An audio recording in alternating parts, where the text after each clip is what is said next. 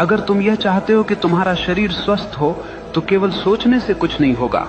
तुम्हें रोज व्यायाम करना होगा, सही भोजन करना होगा, आलस्य छोड़ना होगा। यही अनुशासन है। अगर तुम यह चाहते हो कि तुम्हारा जीवन ज्ञान से भरा हो तो केवल यह चाहना कि काश मैं बुद्धिमान बनूं बेकार है। तुम्हें किताबें पढ़नी होंगी, ध्यान करना होगा, अपने भीतर प्रश्नों को गहराई से देखना होगा। यही अनुशासन है। याद रखना, चाहत बीज है और अनुशासन उसका पानी। बीज कितना भी महान क्यों न हो, अगर उसे पानी न मिले तो वह सूख जाएगा। ठीक वैसे ही तुम्हारी चाहतें बिना अनुशासन के मर जाती हैं।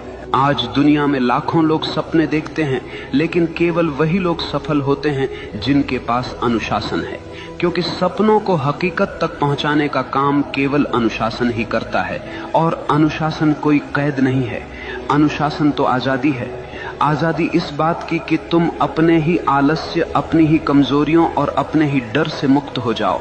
देखो, एक नदी जब तक बह रही है वह जीवन देती है, लेकिन वही नदी अगर बिखर जाए, फैल जाए तो केवल कीचड़ बन जाती है।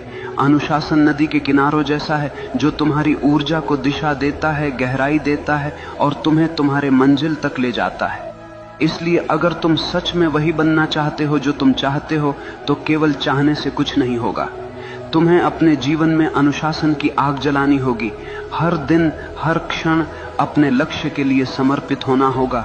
और जब चाहत और अनुशासन मिलते हैं तो चमत्कार होता है। तब मनुष्य वही बनता है जो वह चाहता है। मनुष्य वही बनता है जो वह गहराई से चाहता है। लेकिन याद रखना, यह जीवन कोई खेल नहीं है, यह तुम्हारी चेतना की यात्रा है। अगर तुम अपने भीतर नीच विचार रखोगे तो तुम जीवन को नरक बना लोगे, और अगर तुम अपने भीतर ऊंचे विचार, गहरी चाहत और अनुशासन रखोगे तो यही जीवन तुम्हें स्वर्ग बना देगा। सवाल यह नहीं है कि दुनिया तुम्हारे खिलाफ है या साथ में है। सवाल यह है कि तुम अपने साथ हो या नहीं।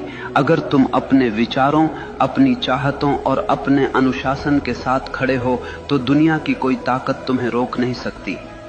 याद रखना, भाग्य बाहर से नहीं आता, भाग्य तुम्हारे भीतर से जन्म लेता है। जैसे तुम सोचते हो, जैसे तुम चाहते हो, जैसे तुम जीते हो, वही तुम्हारा भविष्य बनता है।